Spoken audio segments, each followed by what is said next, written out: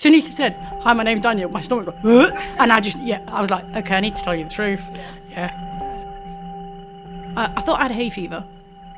Kept coughing, sneezing, things like that. It was going on for years. And then I went to see the doctor about something else. But I'd got a weird fingernail. So I just mentioned off the cuff to the doctor at the end of the appointment.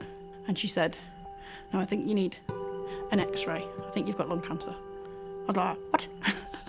So she sent me literally then and there. But I didn't have lung cancer. I have 3 different types of lung disease. I got put on the transplant list. To be on the transplant list, you have to be well enough to have it, but ill enough to need it. So I did everything I needed to do. But then I got ill recently, and I got taken out by tonsillitis. So if you're on antibiotics and steroids, you can't be on the transplant list. They have to pause you because you can't go through the operation and the infection will kill you. But they said to me, don't tell them, because if they pause you, you won't get back on it. But I agreed with them because they know best. Yeah, on the Monday night, I woke up and I listened to songs at night, usually worship songs, and I woke up to the song, I don't know what it's called, but the line is, "I'm standing in the fire right next to you." I didn't think anything of it.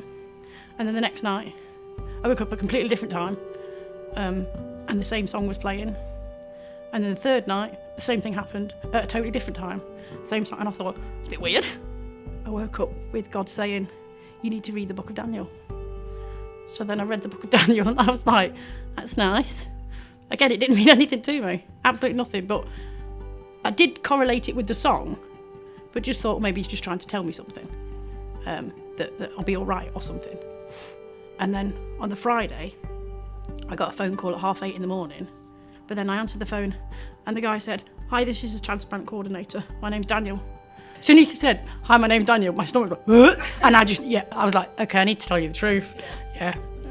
I looked at the book of Daniel and what it was about it, and there was lots of things about how it was weird because I'd passed out in my friend's car when I got ill first, and it said about Daniel passing out, and he was ill for many days, and it was exactly the same as me, but then he was able to get better and serve the king, and I took it as God saying, "You'll be okay and you can serve me, you'll be fine."